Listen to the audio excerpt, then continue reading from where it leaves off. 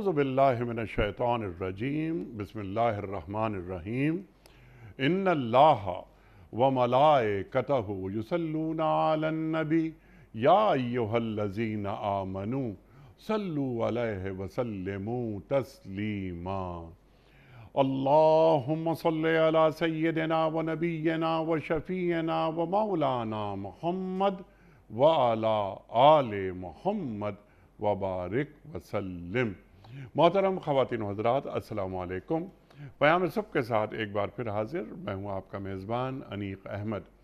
ख़वातीन व हज़रात, पयाम सुबह में आप और हम जानते हैं कि हम सीखते हैं रोज़ाना अपने मुल्क के जय्यद उलमा से कुरान करीम के हवाले से।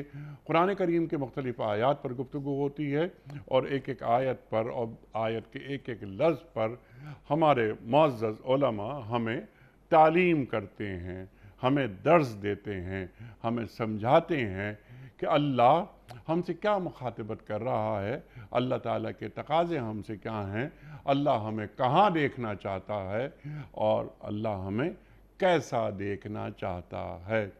ख़वातीन व हज़रात, आज की जो आयत है वो सूरह हशर की आयत नंबर 7 है।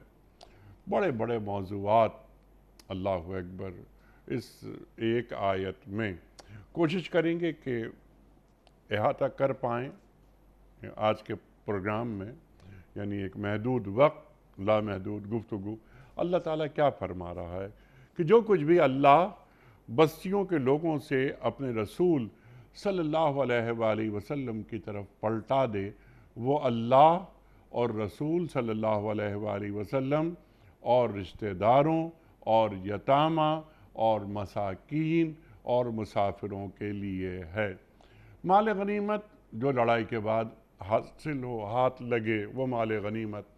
और यहाँ पर बात हो रही है माल फ़ै की, यानी बग़ैर लड़े जो माल ज़मीनें आ गई हाथ में, वो माल फ़ै होता है। ये हमारे मुअज़्ज़ज़ उलमा ने हमें तालीम किया। अल्लाह क्या चाहता है कि ये जो मालदारों के दरमियान ही गर्दिश करता ना रहे।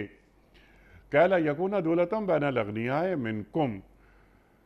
अल्लाहु अकबर। जिस तरह जिस्म में खून की गर्दिश ज़रूरी है ताकि जिस्म तंदुरुस्त रहे, तवाना रहे, उसी तरह माशरों में दौलत की गर्दिश ज़रूरी है ताकि माशरे का जो बदन है वो भी बीमार ना पड़े। इर्तिका से दौलत मना है। आज इकोनॉमिक्स ये कहती है कि कंसंट्रेशन ऑफ वेल्थ नहीं होगा, ये सर्कुलेशन ऑफ वेल्थ होगी। 1400 साल पहले कुरान तालीम कर रहा है कि मालदारों के हाथों में ही महज माल नहीं रहे, इसको घुमाते रहो।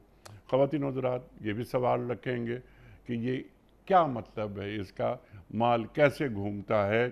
सरमाया दाराना निज़ाम की जड़ें ख़त्म हो जाती हैं कुरान करीम की इस आयत से। और ख़वातीन व हज़रात, अब जो अगला हिस्सा है आयत का, अल्लाहु अकबर, वमा आताकुमुर रसूल फ़ख़ुज़ूहु वमा नहाकुम अन्हु फ़ंतहू। और देखो, जो रसूल तुम्हें दें सल्लल्लाहु अलैहि वसल्लम, वो ले लेना, और जिसको रोक दें उससे रुक जाना। ख़वातीन व हज़रात, कितना बड़ा कैनवस है इस छोटे से जुमले का आयत के। ख़वातीन व हज़रात, अल्लाह से डरो। फिर वत्तक़ुल्लाह की बात आ जाती है, अल्लाह से डरो, अल्लाह सख्त सज़ा देने वाला है। यहाँ यह आयत मुकम्मल हुई। आपने अंदाज़ा लगा लिया होगा कि कितने बड़े बड़े सवालात इस एक आयत में पोशीदा हैं। इंशाअल्लाह कोशिश करेंगे कि हम सीखें डॉक्टर हम्माद लखवी साहब से। ख़वातीन व हज़रात, डॉक्टर हम्माद लखवी साहब हमारे साथ तशरीफ़ फरमा हैं लाहौर से। हमारे मुल्क का एक जाना माना नाम, एक बड़ा नाम। पयाम सुबह में अल्हम्दुलिल्लाह कोई गुज़िश्ता 14 बरस से तशरीफ़ ला रहे हैं। आप पढ़ाते हैं पंजाब यूनिवर्सिटी में, मुमताज़ आलिम दीन, मुमताज़ स्कॉलर, साहिब निगाह, मोहतरम डॉक्टर मोहम्मद हम्माद लखवी साहब। डॉक्टर साहब, मैं आपका बड़ा शुक्रगुज़ार, आप तशरीफ़ लाए। خواتین و حضرات، پروگرام کا آغاز اللہ تعالیٰ کے بابرکت نام سے، سورہ حشر اور آیت نمبر 7۔ اعوذ باللہ من الشیطان الرجیم، بسم اللہ الرحمن الرحیم۔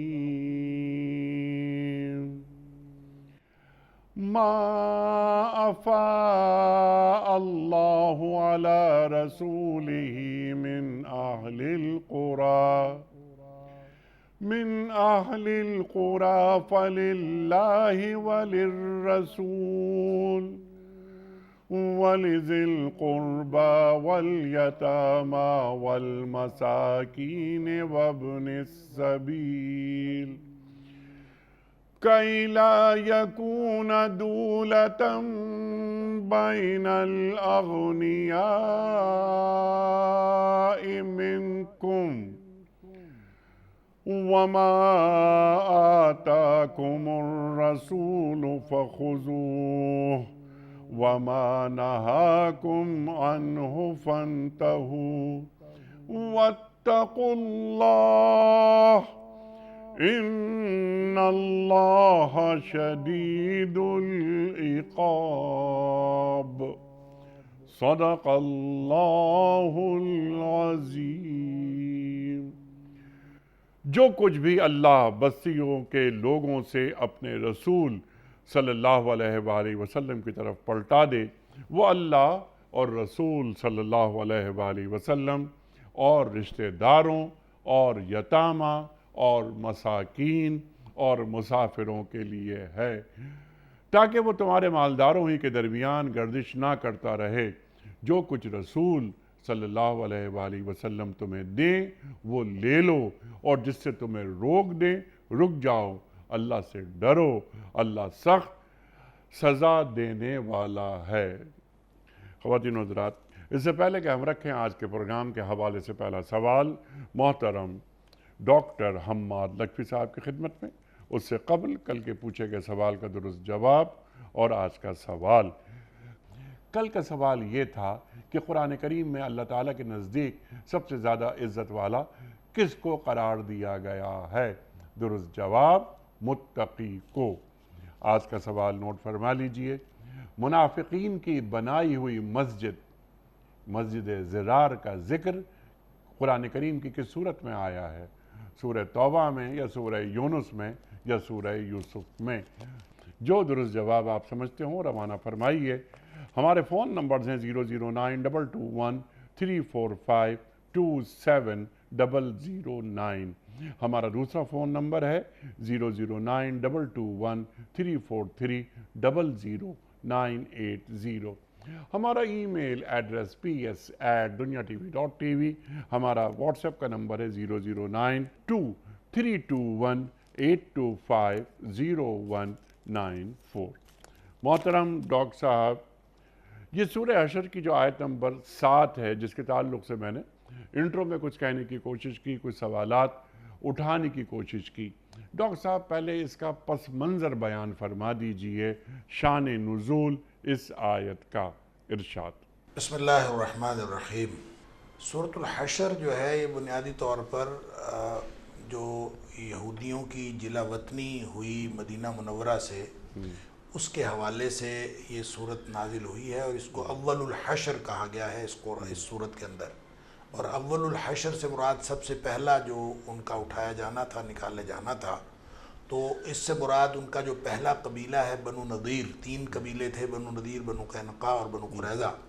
تو بنو نضیر کو وہاں سے جو نکالا گیا، تو یہ اس موقع پر جو مختلف احکام نازل ہوئے، یہ صورت اس موقع پر نازل ہوئی ہے، اور اس میں جتنی باتیں کہیں گئی ہیں اس میں سے بیشتر کا تعلق پس منظر کے اعتبار سے اس واقعے کے ساتھ ہے، اور اس میں ظاہر ہے کہ جو واقعات ہوئے اس کا پھر کچھ نتائج بھی تھے۔ ان نتائج میں ایک بات یہ تھی کہ جو مال ان کے پاس سے ہاتھ میں آیا ہے، وہ جو مال ہے، ظاہر لڑائی نہیں ہوئی تھی، تو لڑائی ہوئے بغیر جو مال اسلامی مملکت کے پاس آ گیا تھا نبی کریم صلی اللہ علیہ وسلم کے قبضے میں اور صحابہ اکرام کے قبضے میں، تو اس کا کیا کیا جائے؟ تو اس کے بارے میں یہاں اس آیت کے اندر اس مال کے بارے میں حکم دیا گیا ہے۔ یہ جو وما افاء اللہ ہے، علی رسول ہی، جو لفظی معنی ہے جو لوٹتا ہے، جو بما افاء اللہ، جو لوٹایا ہے اللہ نے علی رسول ہی، اپنے رسول پر، من اہل القریٰ، ان بستیوں کے لوگوں کی طرف سے. تو جو مال وہاں سے لوٹتا ہے اس کو مال فے کہتے ہیں. تو جو جنگ لڑے بغیر جو مال حاصل ہوتا ہے اس کو مال فے کہا جاتا ہے، اور اس کا لفظی معنی لوٹنا ہے. تو ظاہر ہے وہ ملت اسلامیہ کی طرف لوٹتا ہے. تو وہ جنگ لڑے بغیر ہو یا پھر وہ جزیے کی صورت میں ہو، چاہے وہ زمین کا خراج ہو، اس طرح کی جتنی بھی چیزیں ہیں، چونکہ اس کے اندر مسلمانوں کی اجتماعی شان و شوکت جو ہے وہ شامل ہوتی ہے اس کی بنیاد کے اندر، اور اس کے نتیجے میں وہ مسلمانوں کو حاصل ہو رہا ہوتا ہے. اس لیے اس کی تقسیم کا وہ طریقہ کار نہیں ہے جو طریقہ کار مال غنیمت کی تقسیم کا ہے. اور مال غنیمت کی جو تقسیم ہے وہ سورہ انفال کے اندر بتا دیا گیا. اور مال غنیمت کی تقسیم میں مجاہدین کا حصہ ہوتا ہے، 4 حصے مجاہدین کے ہوتے ہیں، باقی 5واں حصہ جو ہے وہ اس کے لیے چند مخصوص جو یعنی نبی اکرم صلی اللہ علیہ وآلہ وسلم کے پاس اختیار تھا کہ وہ 5ویں حصے کو جیسے مرضی استعمال کریں. مال غنیمت کے خمس کو، اس کو خمس کہا جاتا ہے. تو جس کا اللہ تعالیٰ نے سورہ انفال کے اندر فرمایا وَاعْلَمُوا أَنَّمَا غَنِمْتُم مِّن شَيْءٍ، جو بھی تم مال غنیمت حاصل کرتے ہو کسی فَأَنَّ لِلَّهِ جو وَخُمُسَهُ وَلِلرَّسُولِ، اور اس کا جو 5واں حصہ ہے وہ اللہ کے لیے. ظاہر ہے اللہ کے لیے تو بطور اللہ تعالیٰ کی شان کے طور پر اور اللہ تعالیٰ کی ذات کے ساتھ تعلق ہونے کی وجہ سے ذکر کیا گیا ہے کہ وہ اللہ کے ساتھ حصہ ہے. باقی جو مصارف بتائے گئے ہیں وہ وہی مصارف ہیں مال غنیمت کے. خمس کے جو مصارف ہیں وہی مصارف مال فے کے ہیں جو یہاں اللہ کریم نے بتایا کہ وَلِلرَّسُولِ وَلِذِي الْقُرْبَى وَالْيَتَامَى وَالْمَسَاكِينِ وَابْنِ السَّبِيلِ، کہ وہ نبی اکرم صلی اللہ علیہ وآلہ وسلم کے پاس اختیار ہے کہ وہ ان 4 مقاصد میں سے جہاں بھی اس کو استعمال کریں وہ کر سکتے تھے. تو مال غنیمت میں مجاہدین کا حصہ تھا، اس میں مجاہدین کا حصہ نہیں ہے، کسی کا حصہ نہیں ہے. اللہ کے رسول صلی اللہ علیہ وسلم کے پاس اختیار ہے، وہ اس کو جہاں بھی صرف کریں وہ صرف کر سکتے ہیں. اور ان مصارف کا جو ذکر ہے یہ بھی ان مصارف کو نبی کریم صلی اللہ علیہ وآلہ وسلم کے اوپر چھوڑا گیا ہے کہ ان مصارف میں سے سب میں یکساں تقسیم کریں یا ان میں سے کسی ایک پر تقسیم کر دیں. یہ بھی نبی پاک صلی اللہ علیہ وسلم کا اختیار تھا. اور اس میں پھر ائمہ کی مختلف آراء ہیں، اگرچہ کہ نبی کریم صلی اللہ علیہ وآلہ وسلم یا پھر اس کے بعد جو امیر ہے نبی پاک صلی اللہ علیہ وسلم کے بعد خلفائے راشدین کے دور میں جو خلفاء تھے یا آج جو مسلمانوں کا امیر ہے، وہ اس کو مال فے کو تقسیم کس طرح سے کرے گا. کیا وہ سب میں برابر تقسیم کرے گا یا کسی بھی ایک مد میں خرچ کر سکتا ہے. تو اس سلسلے میں جمہور کا موقف یہی ہے کہ وہ کسی بھی ایک مد میں خرچ کر سکتا ہے، اور نبی پاک صلی اللہ علیہ وسلم اسی طرح خرچ فرمایا کرتے تھے. اب ظاہر ہے کہ یہ بات تو تھی مال فے کی، اور اسی مال فے کے ضمن میں یہ بات فرما دی کہ لا یکون دولۃ بین الاغنیاء منکم، کہ وہ مجاہدین جو بذریعہ جہاد جن لوگوں کے پاس پہلے سے کچھ نہ کچھ آ جاتا ہے، اور مجاہدین کے پاس ایک جب اس کی تقسیم ہوتی ہے تو جو پیادہ ہے، پیدل جو لڑا ہے اس کو ایک حصہ ملتا ہے، اور جو سوار ہے اس کو 3 حصے ملتے ہیں، 2 حصے اس کے گھوڑے یا اس کے جانور کے. تو اس طرح سے جب ان کو پہلے سے ملتا ہے یا ملا ہوا ہوتا ہے تو جو باقی لوگ ہیں غرباء جو جنگ نہیں لڑ سکتے یا جن کے پاس اس طرح سے وہاں جا کے لڑنے کا جو موقع نہیں تھا، تو ان کے لیے اب یہ مال فے اللہ کے رسول صلی اللہ علیہ وسلم کا اختیار مل گیا.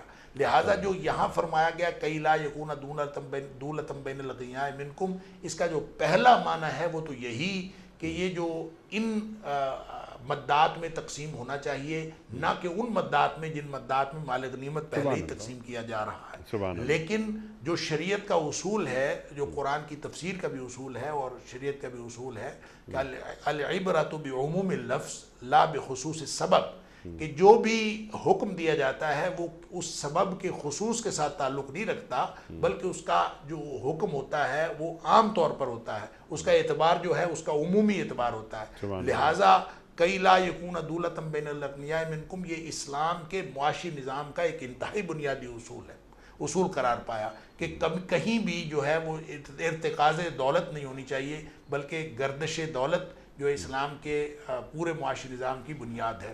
اسی طرح جو دوسری بات فرمائی وما آتاکم الرسول فخذوہ وما نہاکم عنہ فانتہوا، کہ اس کا بھی ایک جو پہلو ہے بظاہر پہلو وہ اسی آیت کے اعتبار سے، اس کے بیک گراؤنڈ کے اعتبار سے مال فے سے تعلق رکھتا ہے کہ اللہ کے رسول صلی اللہ علیہ وسلم جو تمہیں دے دیں وہ لے لو، اور جس سے منع کریں اس سے رک جاؤ۔ اب اس کا تعلق تو مال فے کے ساتھ ہی ہے، اور مفسرین نے لکھا ہے کہ یہ مال فے جو بنو نذیر سے حاصل ہوا تھا اس کو نبی پاک صلی اللہ علیہ وسلم نے زیادہ تر مہاجرین میں تقسیم فرما دیا تھا، جس میں بعض انصار کے ذہن میں یہ بات آئی تھی کہ یہ ہمیں نہیں دیا گیا، تو ان کو یہ بتایا گیا ہے کہ اللہ کے رسول صلی اللہ علیہ وسلم کا اختیار ہے، آپ جس کو دیں وہ دے دیں، اور جس کو آپ اللہ کے رسول صلی اللہ علیہ وسلم منع کر دیں اس سے رک جاؤ۔ یہ بات تو ونس اگین بیک گراؤنڈ کے اعتبار سے مال فے سے تعلق رکھتی ہے، لیکن یہ اسی طرح سے ایک عمومی حکم ہے، اور یہ حجیت حدیث کا اور نبی پاک صلی اللہ علیہ وسلم کے فرمان کی حجیت کا یہ ایک انتہائی بنیادی حکم ہے، جس نے پورے کے پورے دین اسلام کی جو بنیادیں ہیں اس کی وضاحت فرما دی ہے کہ نبی پاک صلی اللہ علیہ وسلم جو چیز دیں وہ لے لو، اور جس سے منع کریں اس سے رک جاؤ۔ یہاں پہ مفسرین نے ایک بڑا ہی لطیف نقطہ ایک یہ بھی بیان کیا ہے کہ اگر یہ عمومی اصول حجیت حدیث کا نہ ہوتا، صرف مال فے سے تعلق رکھتا، تو پھر اس یہاں پہ یہ ہونا تھا وما آتاکم الرسول فخذوہ، جو اللہ کے رسول صلی اللہ علیہ وسلم تمہیں دیں وہ لے لو، اور وما منعکم فلا تاخذوہ، اور جس سے وہ منع کریں وہ نہ لو، پھر یہ ہونا تھا۔ لیکن یہاں چونکہ یہ فرمایا کہ وما آتاکم الرسول فخذوہ وما نہاکم عنہ فانتہوا، جس سے منع کرے اس سے رک جاؤ، تو اس کا مطلب ہے یہ نبی پاک صلی اللہ علیہ وسلم کے فرامین کے بارے میں عمومی حکم ہے اور آپ کی حجیت کا حکم ہے۔ تو اس اعتبار سے اس کا ایک تو اس کی بیک گراؤنڈ ہے، اور دوسرا جو اس کا پیش منظر ہے، جو پوری دین اسلام کی بنیادیں یہاں پہ ہیں، ایک اسلام کی معاشی نظام کی بنیاد ہے، اور دوسرا نبی پاک صلی اللہ علیہ وسلم کی حجیت حدیث کی بنیاد۔ سبحان اللہ، سبحان اللہ۔ اور اللہ کے رسول صلی اللہ علیہ وآلہ وسلم کی حیثیت بھی اللہ تعالیٰ واضح کر رہا ہے، سبحان اللہ، محمد صلی اللہ علیہ وآلہ وسلم ہی دین ہے۔ وما آتاکم الرسول فخذوہ وما نہاکم عنہ فانتہوا۔ اللہ اکبر، اللہ اکبر۔ اور کیا آپ نے خوبصورت بات فرمائی کہ حجیت حدیث کی دلیل ہے، وزنی دلیل ہے۔ سبحان اللہ، سبحان اللہ۔ اچھا، ہم آگے آئیں گے ڈاکٹر صاحب، کیونکہ شروع میں کچھ جو باتیں ہوئی تھیں مال فے کے حوالے سے، مال فے جو بغیر لڑے ہمارے ہاتھ آ جاتا ہے۔ سورہ انفال کی بات آپ نے بیان فرمائی کہ 4 حصے تو جائیں گے لڑنے والوں کے لیے کہ جنہوں نے لڑائی میں حصہ لیا، اور جو ایک حصہ یعنی 5واں حصہ وہ بیت المال میں چلا جائے گا۔ یہ بات بالکل واضح ہو گئی ہے۔ اب یہ مال فے آ رہا ہے، تقسیم ہو رہا ہے، تقسیم یعنی اللہ کا حکم آ رہا ہے، آیت اتر رہی ہے، اور تقسیم کون کر رہا ہے؟ اللہ کے رسول صلی اللہ علیہ وآلہ وسلم۔ کہ لا یکون دولتم بین الاغنیاء منکم، اب یہ بین الاغنیاء منکم، ایسا نہ ہو کہ یہ دولت تمہارے جو مالدار ہیں، یعنی یہ مالداروں کے ہاتھ میں نہ رہے، یہ گھومتا رہے، ارتکاز دولت نہ ہو۔ ڈاکٹر صاحب، یہ ایک بہت بڑا موضوع ہے، میں چاہتا ہوں کہ اس کے جو بنیادی نکات ہیں وہ ذرا آپ واضح کر دیں کہ یہ چھوٹی سی آیت کا ٹکڑا کہ لا یکون دولتم بین الاغنیاء منکم، اس کی روح کیا ہے؟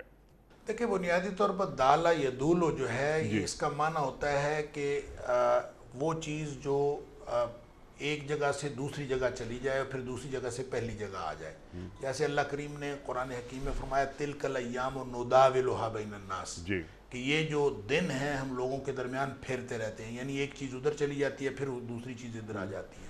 لہٰذا دولت جو ہے وہ اس چیز کو کہا جاتا ہے جو ایک سے دوسرے کی طرف چلی جائے اور دوسرے سے ایک کی طرف آ جائے۔ تو یہ جو آپس میں، اسی لیے ہم اس کو کہتے ہیں گھومنا۔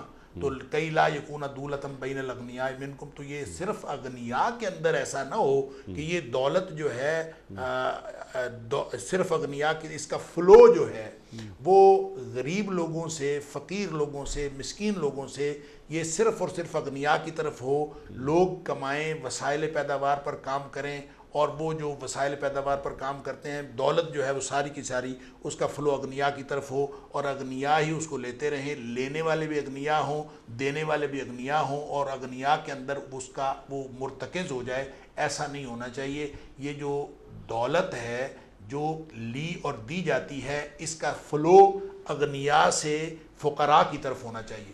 جیسے نبی اکرم صلی اللہ علیہ وآلہ وسلم نے فرمایا زکوٰۃ کے بارے میں، تُؤْخَذُ مِنْ أَغْنِيَائِهِمْ فَتُرَدُّ إِلَىٰ فُقَرَائِهِمْ۔ اب اسلام کے معاشی نظام کی جو بنیاد ہے وہ زکوٰۃ ہے، اور زکوٰۃ کی جو بنیادی روح ہے وہ نبی پاک صلی اللہ علیہ وسلم نے اس میں فرما دی، تُؤْخَذُ مِنْ أَغْنِيَائِهِمْ فَتُرَدُّ إِلَىٰ فُقَرَائِهِمْ۔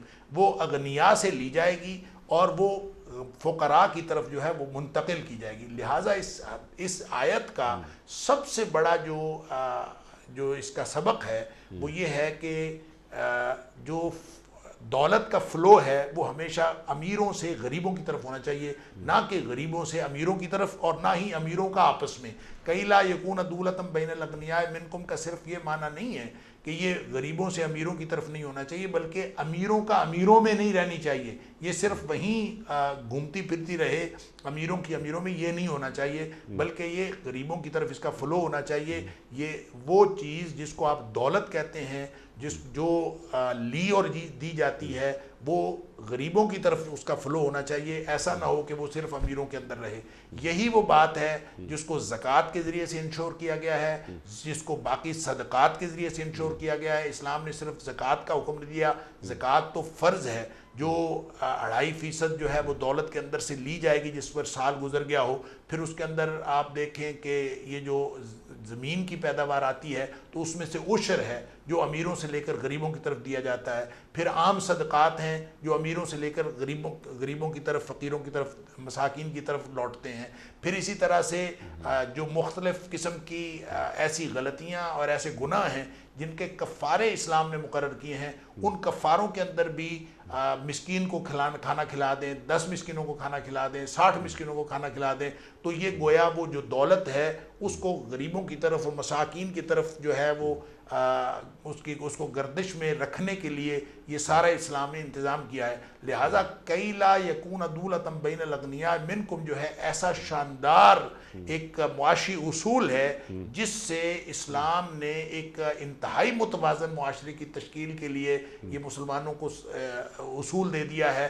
اگر یہ اصول اپنا لیا جائے اور اس اصول کو معاشی زندگی کا اور معاشیات کا بنیادی اصول بنا لیا جائے تو کبھی بھی ارتکاز دولت نہیں ہوتا، اور دولت ہمیشہ گردش کرتی رہتی ہے، اور معاشرے کے اندر وہ جو کہا جاتا ہے کہ غریب جو ہے وہ غریب تر نہ ہو اور امیر امیر تر نہ ہو، اس کو ختم کرنے کے لیے اور معاشرے کے اندر توازن پیدا کرنے کے لیے اور اعتدال پیدا کرنے کے لیے اس سے بہتر اور کوئی اصول نہیں ہو سکتا۔ سبحان اللہ، معاشرے میں توازن پیدا کرنے کے لیے آپ نے فرمایا، کیا اچھی بات فرمائی۔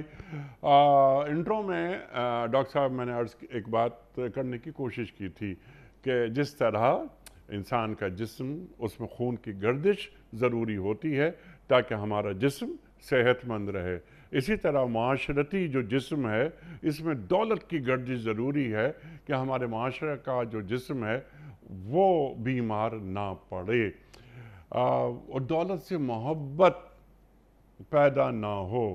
پورے قرآن کریم میں یا پورے دین کا مزاج، وہ مزاج دولت سے محبت کرنے والا نہیں، جس طرح آپ نے بات فرمائی زکوٰۃ، صدقات، خیرات، انفاق، نظریں پوری کرنا، کہ دولت کو بس خرچ کریں، دولت کو نکالیں، آگے بڑھائیں، اور لیکن جو دین کا مزاج ہے وہ دولت کی طرف لپکنے والا تو نہیں ہے نا، کہ جس طرح سود کی ممانعت ہو رہی ہے، ممانعت کیا بلکہ سود کو حرام قرار دیا گیا ہے، اور یہاں تک بات کہ اگر تم نے ابھی تک سود کھانا نہیں چھوڑا تو تم اللہ اور اللہ کے رسول صلی اللہ علیہ وآلہ وسلم سے جنگ کے لیے تیار رہو۔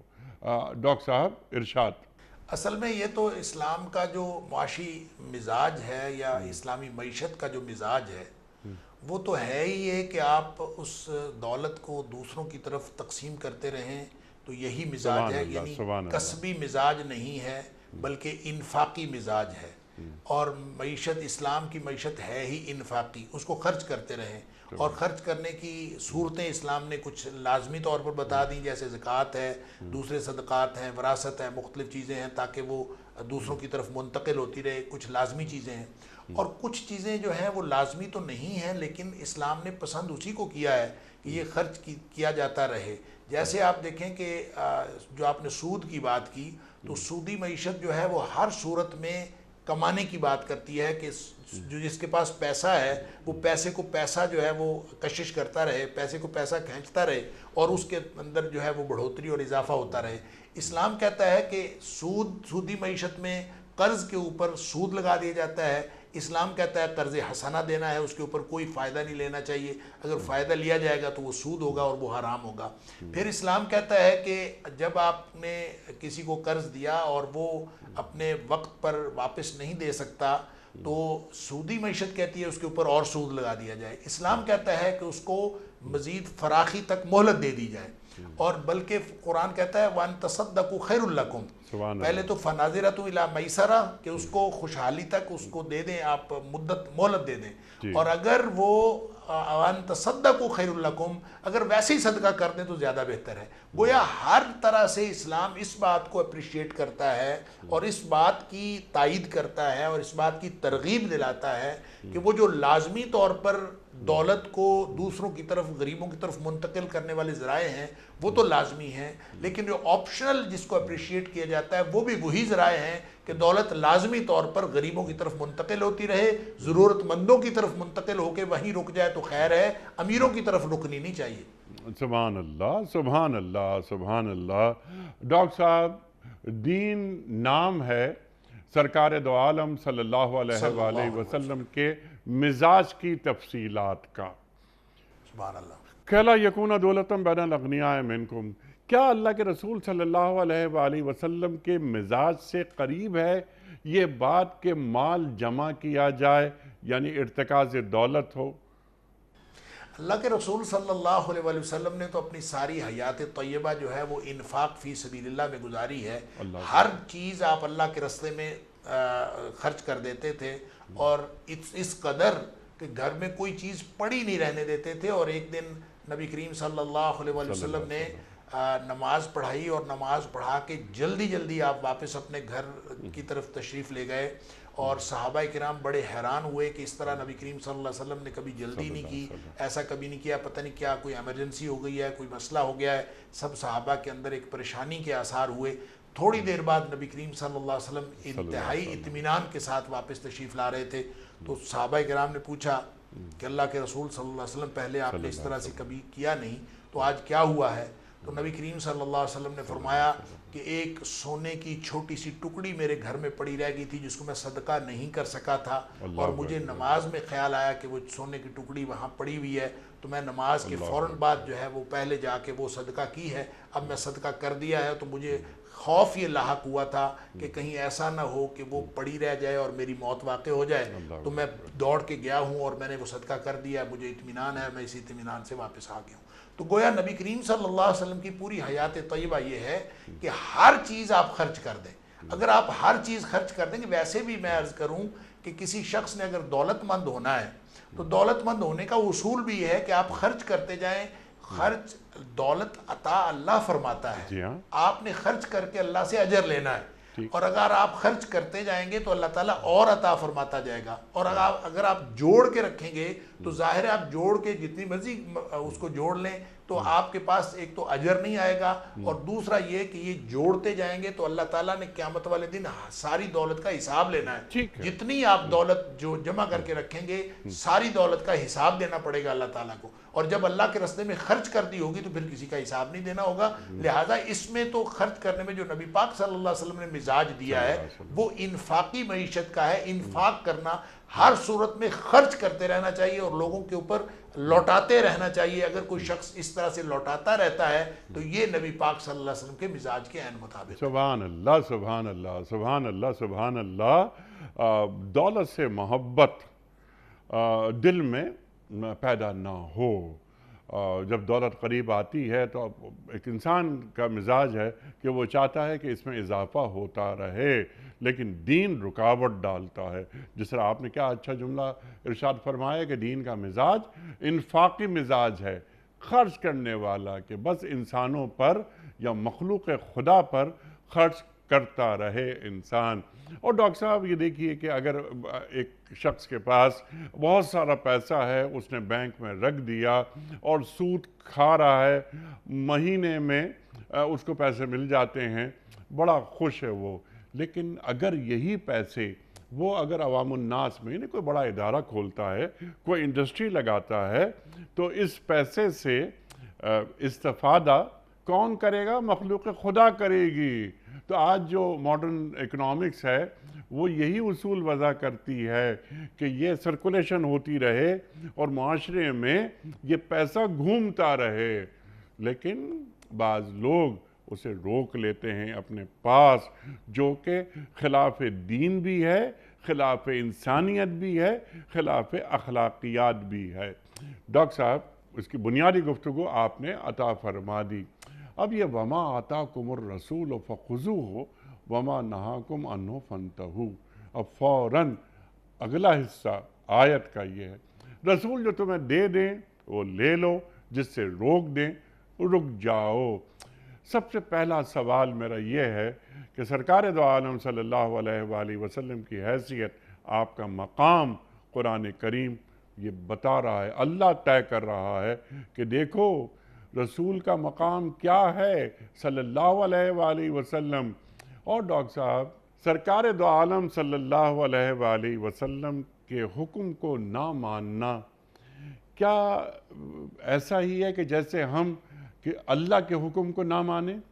بالکل ایسا ہی ہے۔ اصل میں نبی کریم صلی اللہ علیہ وآلہ وسلم کی جو حیثیت ہے بطور نبی اور بطور رسول کے، یہ اللہ تعالیٰ نے ان کو نبی اور رسول مبعوث فرمایا ہے۔ سبحان اللہ۔ اور جو نبی اور رسول مبعوث فرمانے کو اللہ تعالیٰ نے احسان فرمایا ہے قرآن حکیم کے اندر، لقد من اللہ علی المؤمنین اذ بعث فیہم رسولا من انفسہم، جب اللہ نے رسول مبعوث کیا تو یہ اہل ایمان کے اوپر احسان کیا ہے۔ احسان ان معنوں میں ہے کہ اللہ کی بندگی جو ہے وہ صرف اللہ کی ہے، اور ایک اللہ کی ذات ہے، باقی ساری کائنات مخلوق ہے۔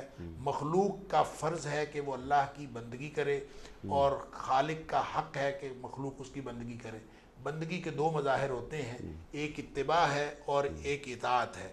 اطاعت تعمیل حکم کو کہتے ہیں، اتباع نقش قدم پر چلنے کو کہتے ہیں۔ اطاعت اللہ کی بھی ہو سکتی ہے، اللہ تعالیٰ کا عرش سے حکم آتا جائے، انسان اس کی تعمیل کرتا جائے، اطاعت ہو سکتی ہے۔ اتباع اللہ کی نہیں ہو سکتی، اس کی وجہ یہ ہے کہ اللہ ہمیں نظر نہیں آتا، لا تدرکہ الابصار وہو یدرک الابصار۔ جب اللہ کو ہم دیکھ نہیں سکتے تو اس کا ہمارے سامنے کوئی قدم نہیں، کوئی اس کے قدم کا نقش نہیں، ہم نقش قدم پر کیسے چل سکتے ہیں؟ تو نقش قدم پر چلنے کے لیے اس کا مطلب یہ ہے کہ اگر اللہ کے رسول صلی اللہ علیہ وسلم کو مبعوث نہ کیا جاتا تو انسان اپنی ساری صلاحیتیں 100% لگا کے بھی اللہ کی بندگی کرنے کی کوشش کرتا تو میکسیمم یہ 50% کر سکتا تھا، باقی 50% جو اتباع والا حصہ ہے وہ انسان کر سکتا ہی نہیں تھا۔ لہٰذا اللہ نے جب نبی پاک صلی اللہ علیہ وسلم کو مبعوث کر دیا تو فرمایا قُلْ إِن كُنتُمْ تُحِبُّونَ اللَّهَ فَاتَّبِعُونِي يُحْبِبْكُمُ اللَّهُ، اب اگر اللہ کے ساتھ تم محبت کا تعلق رکھنا چاہتے ہو تو میری اتباع کرو، نبی پاک صلی اللہ علیہ وسلم کی۔ اب محمد کریم صلی اللہ علیہ وسلم کی اتباع کرو گے تو پھر اللہ تعالیٰ کی محبت حاصل ہوگی۔ اب اتباع تو ہوگی نبی پاک صلی اللہ علیہ وسلم کی۔ اب وہ جو 50% دوسرا تھا جو اطاعت والا تھا، اللہ کریم نے فرمایا مَن یُطِعِ الرَّسُولَ فَقَدْ اطاع اللَّهَ، اب جو شخص نبی پاک صلی اللہ علیہ وسلم کی اطاعت کر لے گا اس نے گویا اللہ کا حق اطاعت ادا کر دیا۔ اب اطاعت بھی نبی پاک صلی اللہ علیہ وسلم کی ہوگی، اب اتباع بھی نبی پاک صلی اللہ علیہ وسلم کی ہوگی۔ گویا پورا دین جو اللہ کا دین تھا، ان الدین عند اللہ الاسلام، دین اللہ کا تھا، وہ پورے کا پورا دین جو ہے وہ مرتکز ہو گیا نبی اکرم صلی اللہ علیہ وسلم کی ذات اقدس میں۔ اب نبی پاک صلی اللہ علیہ وسلم کو یہ اتھارٹی مل گئی، آپ جو کہیں وہ دین ہے، آپ جو فرمائیں وہ دین ہے، آپ کسی بات پر نہ کریں وہ دین ہے، آپ ہاں کریں وہ دین ہے، حتیٰ کہ نبی پاک صلی اللہ علیہ وسلم خاموش رہیں تو بھی دین ہے۔ تو دین کی اتھارٹی جو ہے وہ نبی اکرم صلی اللہ علیہ وسلم ہے۔ اس لیے فرمایا، یہ باقی جگہوں پہ بھی اللہ کے رسول صلی اللہ علیہ وسلم کے بارے میں، آپ کی ذات اقدس کی جو حیثیت ہے اس کے بارے میں قرآن میں مختلف جگہوں پہ آیا، لیکن یہ اس کے لیے بہت بڑی ایک دلیل ہے کہ وما آتاکم الرسول فخذوہ وما نہاکم عنہ فانتہوا۔ اللہ کے رسول صلی اللہ علیہ وسلم تمہیں جو دے وہ لے لو، جس سے منع کرے رک جاؤ۔ سادہ سا دین ہے، گویا کہ پورا کا پورا دین وہ مرتکز ہو گیا نبی پاک صلی اللہ علیہ وسلم کی ذات اقدس میں۔ اب جس شخص نے بھی دین کے بارے میں سوچنا ہوگا وہ نبی پاک صلی اللہ علیہ وسلم کی طرف دیکھے گا، جس شخص نے کسی چیز سے رکنا ہے وہ نبی پاک صلی اللہ علیہ وسلم کی منع کردہ چیزوں کو دیکھے گا، جس نے کوئی کام کرنا ہے نبی پاک صلی اللہ علیہ وسلم کے حکم کردہ چیزوں کو دیکھے گا، اور نبی پاک صلی اللہ علیہ وسلم نے جس بات کا حکم نہیں فرمایا وہ دین نہیں ہے، جس سے نبی پاک صلی اللہ علیہ وسلم نے منع نہیں فرمایا اس کا دین کے ساتھ کوئی تعلق نہیں ہے۔ اس لیے نبی پاک صلی اللہ علیہ وسلم فرمایا من احدث فی امرنا ھذا ما لیس منہ فہو رد، جو اس ہمارے دین کے اندر کوئی نئی چیز پیدا کرے وہ دین جو مکمل ہو گیا، الیوم اکملت لکم دینکم واتممت علیکم نعمتی ورضیت لکم الاسلام دینا، نبی پاک صلی اللہ علیہ وسلم پر دین مکمل ہو گیا۔ اب کوئی شخص اس کے اندر کوئی نئی چیز پیدا کرے گا، فرمایا فہو رد، وہ ریجیکٹڈ ہے۔ من عمل عملا، جس نے ایک بھی عمل ایسا کیا لیس علیہ امرنا، جس کے اوپر ہماری مہر، مدینے والے کی مہر نہیں ہے، فہو رد، وہ عمل جو ہے وہ ریجیکٹڈ ہے۔ اب نبی کریم صلی اللہ علیہ وسلم کی ہاں کی طرف دیکھنا پڑے گا، آپ کی نا کی طرف دیکھنا پڑے گا، نبی پاک صلی اللہ علیہ وسلم کے اشارہ ابرو کی طرف دیکھنا پڑے گا، آپ کے خاموش رہ کے برقرار رکھنے کی طرف دیکھنا پڑے گا۔ انہی تینوں باتوں کو حدیث کہتے ہیں۔ نبی پاک صلی اللہ علیہ وسلم کچھ فرما دیں وہ حدیث قولی ہوتی ہے، آپ کوئی عمل کر کے دکھا دیں وہ حدیث فعلی ہوتی ہے، جہاں نبی پاک صلی اللہ علیہ وسلم خاموش رہ کے کسی چیز کو برقرار رکھیں وہ حدیث تقریری ہوتی ہے۔ یہی پورا دین ہے۔ نبی کریم صلی اللہ علیہ وآلہ وسلم نے جیسے ایک حدیث کے اندر آتا ہے کہ آپ نے فرمایا ان اللہ فرض علیکم الحج، اللہ نے تمہیں حج تمہارے اوپر فرض کیا ہے، فحجوا، بس حج کیا کرو۔ ایک صحابی بولا افی کل عام یا رسول اللہ صلی اللہ علیہ وسلم، کیا اللہ کے رسول صلی اللہ علیہ وسلم حج ہر سال کرنا ہے؟ آپ خاموش رہے۔ دوسری دفعہ اس نے پھر بولا، آپ خاموش رہے۔ تیسری دفعہ وہ پھر بولا، آپ خاموش رہے۔ تھوڑی دیر بعد نبی پاک صلی اللہ علیہ وسلم فرمایا لو قلت نعم، اگر میں ہاں کہہ دیتا لوجبت، تو حج ہر سال ہی فرض ہو جانا تھا، پھر تمہیں مشکل ہوتی۔ اللہ کے رسول صلی اللہ علیہ وسلم کو اللہ تعالیٰ نے یہ اتھارٹی دے دی، وہ جو دین اللہ کا ہے اس کی اتھارٹی نبی پاک صلی اللہ علیہ وسلم کے پاس ہے۔ نبی پاک صلی اللہ علیہ وسلم کی زبان اقدس سے نکلا ہوا ہر لفظ دین ہے۔ یہ معنی ہے وما آتاکم الرسول فخذوہ وما نہاکم عنہ فانتہوا، جو وہ اللہ کے رسول صلی اللہ علیہ وسلم تمہیں دیں وہ لے لو، اور جس سے منع کرے رک جاؤ۔ سبحان اللہ، سبحان اللہ۔ ڈاکٹر صاحب آپ نے فرمایا کہ سرکار دو عالم صلی اللہ علیہ وآلہ وسلم کی زبان مبارک سے نکلا ہوا ہر لفظ دین ہے۔ سبحان اللہ، سبحان اللہ۔ دین دار نبوت سے شروع ہو کر دار نبوت پر ختم ہو جاتا ہے۔ ڈاکٹر صاحب، جس طرح قرآن کے احکام پر عمل کرنا، یعنی ان احکام پر کی تعمیل کرنا وہ ضروری ہے ہمارے لیے، تو بالکل اسی طرح سرکار دو عالم صلی اللہ علیہ وآلہ وسلم کے احکامات پر عمل کرنا، ان کی تعمیل کرنا، وہ بھی اتنا ہی ضروری ہے۔ بالکل اتنا ہی ضروری ہے، اس لیے کہ دین جو ہے وہ، بلکہ میں تو یہ کہتا ہوں اس کو آپ ذرا دوسری طرف سے دیکھیں یا دوسرے لفظوں میں دیکھیں تو قرآن کس نے بتایا کہ یہ قرآن ہے؟ نبی کریم صلی اللہ علیہ وسلم نے ہمیں بتایا یہ قرآن ہے، تو قرآن بنا۔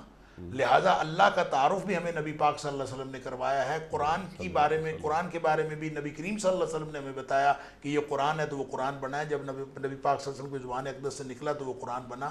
ہر چیز، پورے کا پورا دین جو ہے وہ نبی پاک صلی اللہ علیہ وسلم کی زبان اقدس سے نکلا تو وہ دین بنا۔ جس بات کی طرف آپ نے اشارہ فرمایا، یقیناً جس طرح اللہ کے قرآن پر عمل کرنا ضروری ہے، اسی طرح نبی پاک صلی اللہ علیہ وسلم کے فرمان کے اوپر عمل کرنا ضروری ہے۔ وہ بھی اس آیت کا بھی تقاضا ہے اور باقی آیات کا بھی۔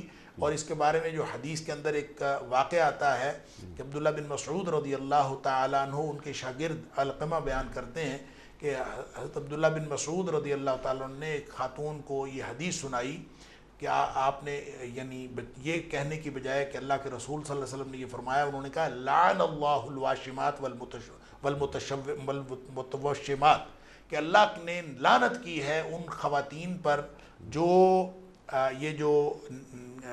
یعنی واشمات ان کو کہتے ہیں، یا تو جو بال گونتی ہیں، بال کو یہ جوڑا کرتی ہیں، یا پھر واشمات ان کو کہا جاتا ہے جو یہ ٹیٹو بنواتے ہیں اپنے جلد کے اندر نشان لگاتے ہیں۔ تو ان دونوں کے اوپر اللہ نے لعنت کی، اللہ نے لعنت کی۔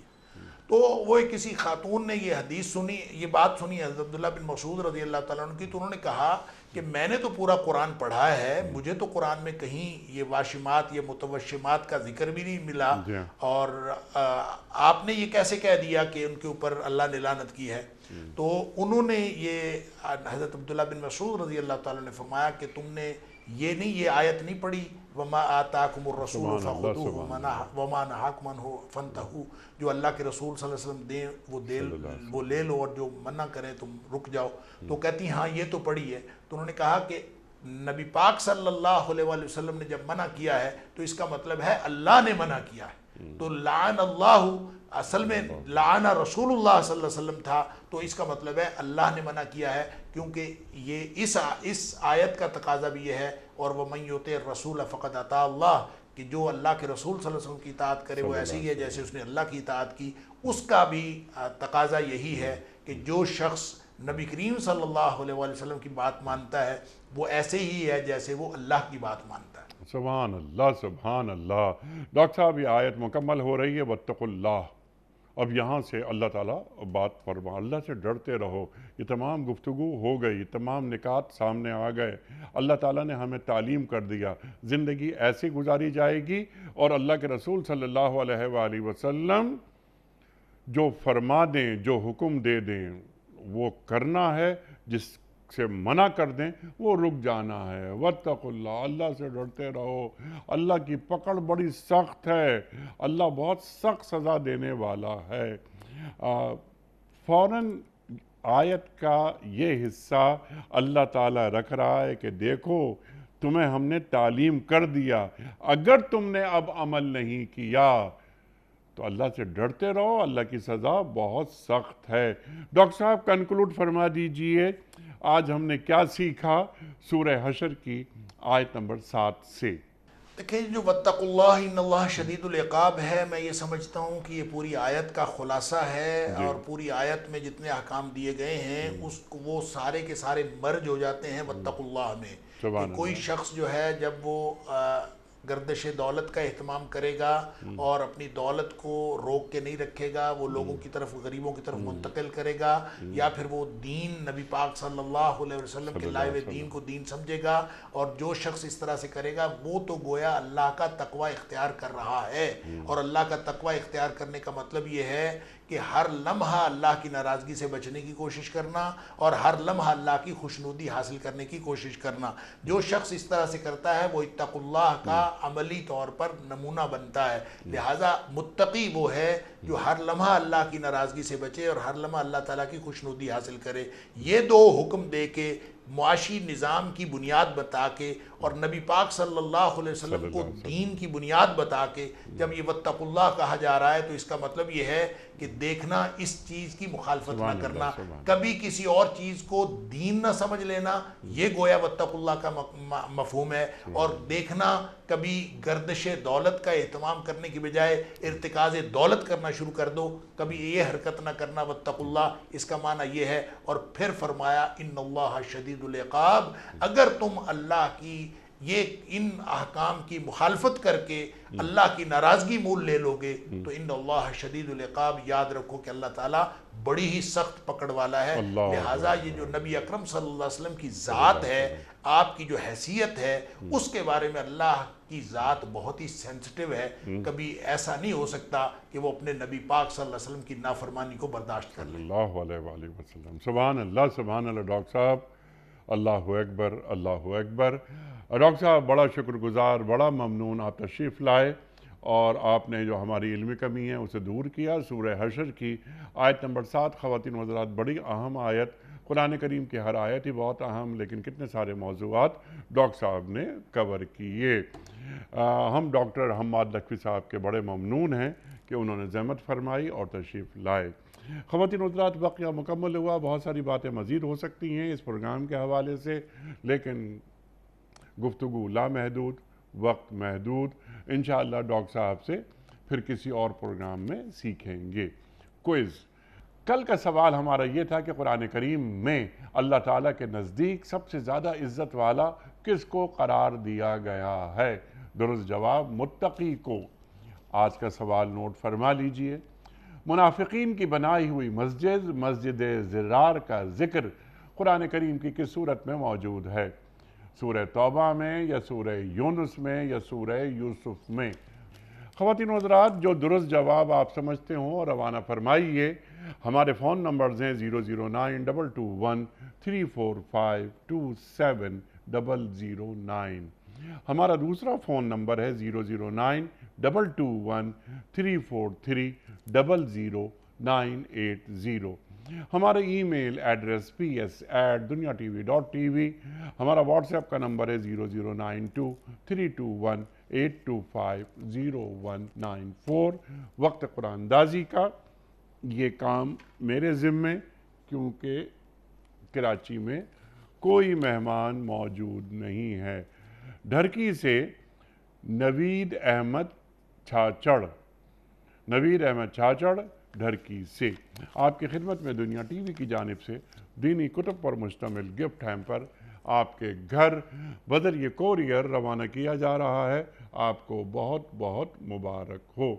پیام صبح کا اختتام ہوتا ہے روزانہ ایک قول پر، اور وہ قول ہوتا ہے صاحب نہج البلاغہ امیر المومنین حضرت علی مرتضیٰ کرم اللہ وجہہ کا۔ آپ فرماتے ہیں جو جھوٹ کے ذریعے پہچانا جاتا ہے اس پر کم اعتبار کیا جاتا ہے۔ اللہ اکبر۔ جو جھوٹ کے ذریعے پہچانا جاتا ہے اس پر کم اعتبار کیا جاتا ہے۔ خواتین و حضرات، اپنے میزبان انیق احمد کو کل تک کے لیے اجازت دیجیے۔ خدا حافظ۔